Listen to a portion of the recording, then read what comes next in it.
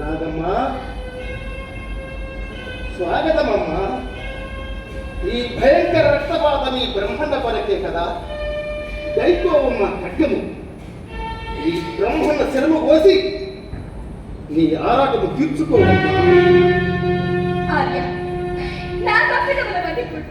మూడు వేలని మత కలహముల పెంచి శివకేశములొక్కటైనని ఎరుగుత పలనాటి నీ స్థితికి తెచ్చిన నా శిరస్సు ఖండించి పాప విముక్తిరాలని చేయని బ్రహ్మనాయ. ఈ బ్రహ్మన్న హింసకు పొగల్పడడు నాగమ్మ. నీ అప్రతిమాన ప్రజ్ఞా ధుర్యుడురాలబయ్యను. నీ ప్రతిభను సత్కార్యములకు ఉపయోగపట అసూయ దేశభావములకు పలనాటికి స్థితి కల్పించినందుకు మిక్కిలి చింతించుతున్నాను. పగలు చెలదేగిన మిగులను దేవుడు గ్రహిస్తుంది కదా. అన్నిప్పుడు మహామంత్రి అజ్ఞానందకారములను నా కనులు తెరిపించింది. మనలందరూ మన్నించువాడొక్క పరాత్పరుడే నాగమ్మ. మానవ కల్పితమైన కులమత భేదము అజ్ఞానులైన మానవాళికే కానీ దయామయుడైన ఆ పరమాత్ముడికి ఎక్కడి ఉన్నారు.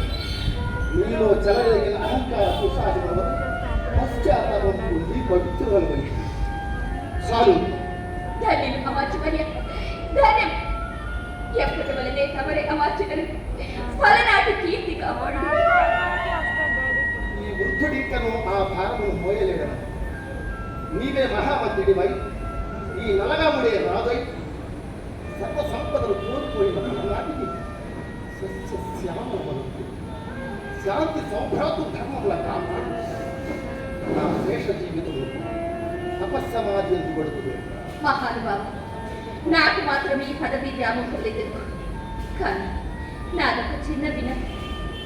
తమ అనురాగములు పెరిగి తమ ఆశయములు పెరిగి తమ అడుగు జాడలు నడిచిన ఈ మహావీరుడు కనబడి భావి భారత సమఖ్యతాస్మహనముగా అమార్చము చేయండి.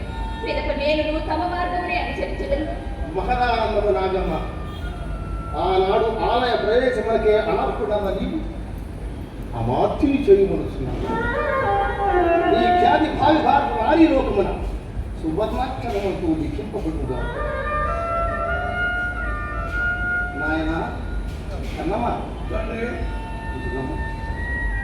ఆనాడు ఆలయ ప్రవేశములకు ఎక్కడ నాగమ్మ నిన్నొక్క మాత్యుని చేయమనుచున్నది. ఇది భావి భారత జాతికి శుభపరిణామం. ఈ రాబోలాయుధం వెళ్ళి ఆస్తిక పక్షపాతము చూపగా బంధుప్రీతి వీడి ధర్మమును 4 పాదముల నడిపింది.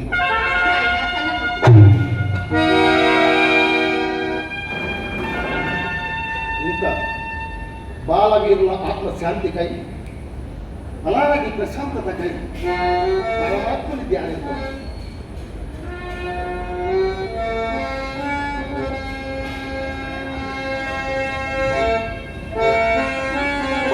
బాలవీరులు వేల్పులై పరిడవిల్లా